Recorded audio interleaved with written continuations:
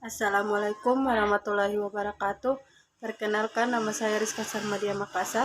Di sini saya akan menjelaskan sedikit tentang jenis ikan air laut dan air tawar tujuan konsumsi. Selanjutnya, yang pertama, budidaya ikan konsumsi air laut, ikan kerapu bebek. Morfologi ikan kerapu bebek.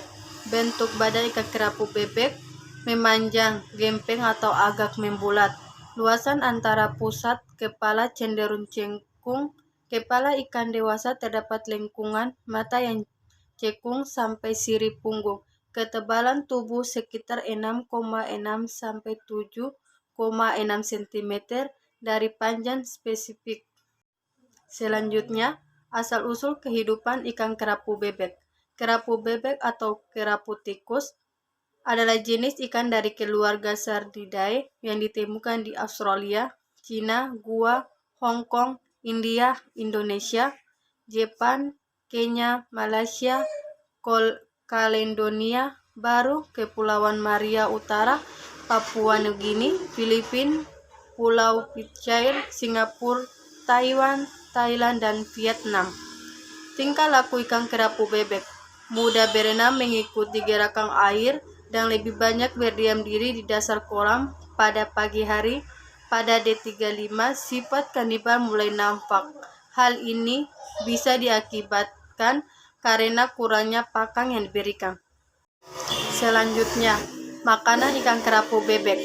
Pada penebaran untuk benih yang beratnya 20-50 gram atau ekor adalah 10 ekor meter kubik. Pakan yang biasanya diberikan dalam pembesaran ikan kerapu bebek adalah ikan ruca dalam bentuk segar seperti ikan selar, tambahan atau layang. Jenis ikan ini mengandung protein tinggi dan kadar lemak rendah. Reproduksi ikan kerapu bebek. Ikan kerapu bebek termasuk dalam ikan hermafrodit atau protogoni, di mana akan mengalami perubahan kelamin dari betina ke jantan. Perubahan tersebut terjadi setelah ikan betina berukuran di atas 2,5 kg pada saat ikan berumur di atas 2 sampai 2,5 tahun. Selanjutnya, jenis pakan.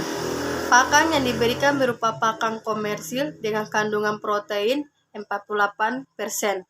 Frekuensi pemberian pakan. Frekuensi pemberian pakan dilakukan 2 kali sehari, pukul 16.00 WIB. Selanjutnya, sirkulasi dan kualitas airnya. Daya dukung suatu sistem sirkulasi perlu diketahui agar keberhasilan pemeliharaan ikan dapat dicapai. Tujuan dari kegiatan ini adalah mengetahui kondisi kualitas air dan sintasanya dicapai pada suatu unit sistem sirkulasi. Pemeliharaan kerapu bebek dalam sistem sirkulasi dilakukan pada D7 saat mulai dilakukan pergantian air. Hama dan penyakit serta manajemen kesehatan ikan. Penyakit yang disebabkan oleh Crustacea, Dermatoda protozoa, jamur, bakteri, dan virus. Parasit, monogenia, ikan berenang lambat, nafsu makan menurun, sering berenang miring, mengesankan badan ke jaring atau dasar bak, dan menimbulkan luka pada tubuh ikan. Dermatoda atau cacing, nafsu makan berkurang, berwarna tubuh dan insang pucat. Selanjutnya, yang kedua, budidaya ikan konsumsi air tawar atau ikan patin. Morfologi ikan patin memiliki bentuk tubuh memanjang, berwarna putih perak dengan punggung berwarna kebiruan. Ikan patin tidak ada sisik. Kepala ikan patin relatif kecil dengan mulut terletak di ujung kepala agak ke bawah. Hal ini merupakan ciri utama golongan catfish. Selanjutnya, asal-usul kehidupan ikan patin. Ikan patin biasanya hidup pada perairan sungai yang di dalam dengan keadaan air yang keruh dan beraktivitas berlumpur. Tingkah laku ikan patin. Patin dikenal sebagai hewan yang bersifat nokturnal, yaitu melakukan aktivitas pada malam hari. Ikan ini suka bersembunyi di liang-liang tepi sungai. Baik kelangsungan hidup ikan sangat dipengaruhi oleh kualitas air. Selanjutnya, makanan ikan patin. Ikan patin di habitat aslinya, ikan patin akan memakan ikan, cacing, udang-udangan, moluska, serangga, dan biji-bijian. Berdasarkan pakan yang biasa dimakan ikan ini, tergolong ikan pemakan segala atau omnivora. Reproduksi ikan patin. Pemijahan ikan patin umumnya pada musim hujan. Reproduksi pada ikan patin melibatkan dua proses, yaitu pembesaran ovari secara bertahap dengan pembentukan kuning telur melalui proses yang disebut phylogenesis dan maturasi, ovulasi, dan pemijahan. Selanjutnya, jenis pakan ikan patin. Umur 7-15 hari, larva patin akan diberikan pakan cacing sutra atau tubipex SP. Sementara itu, benih ikan patin mulai umur 15-30 hari sudah dapat diberikan pakan pelet berbentuk tepung dengan kandungan protein minimal 40%. Di habitat aslinya, patin memakan ikan kecil, cacing, udang, moluska, dan biji-bijian. Frekuensi pemberian pakan ikan patin. Frekuensi pemberian pakan 5 kali sehari memberikan pengaruh terbaik untuk mendukung pertumbuhan benih ikan patin.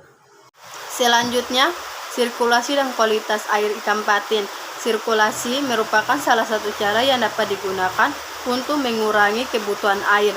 Akan tetapi, kualitas air tetap terjaga dengan baik. Hama dan penyakit ikan serta manajemen kesehatan ikan. Hama. Serangan hama biasanya tidak separah serangan penyakit, hanya biasanya berukuran lebih besar daripada ikan dan bersifat pemangsa. Penyakit yang timbul akibat adanya gangguan faktor bukan patogen atau penyakit ini tidak menular. Penyakit yang timbul karena organisme patogen, manajemen kesehatan ikan dilakukan pengontrolan kualitas air secara berkala dan penanganan hama dilakukan dengan memasang perangkap atau dengan membunuh secara langsung jika ditemukan di dalam kolam. Mungkin itu saja hasil dari presentasi saya. Lebih dan kurangnya saya mohon maaf. Wabillahi taufiq wal hidayah. Wassalamualaikum warahmatullahi wabarakatuh. Terima kasih.